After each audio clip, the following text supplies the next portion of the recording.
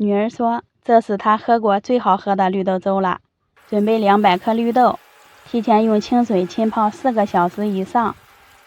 水开后倒入泡好的绿豆，盖盖煮上40分钟。绿豆开花了，加入适量的冰糖，搅至冰糖融化，放一边备用。水开后倒入西米，煮上20分钟。西米还有一些小白点时，盖盖再焖上15分钟。等到西米呈透明状，捞出来，过2遍清水，会变得更 Q 弹。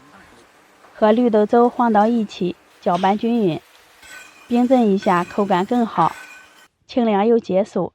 喜欢的朋友可以试一下。和方便面一样方便又好吃的，我觉得就属这份武汉热干面了。和方便面一样，也是先煮面，煮上5到6分钟，这会儿你会闻到淡淡的碱香味儿。夏天吃面，我总喜欢过一下凉水，盛出来依次放入料包，可以再搭配一些黄瓜丝、花生米和香菜，翻拌均匀，最后撒点葱花就可以上桌了，简单又好吃，不会烧饭的朋友都能做。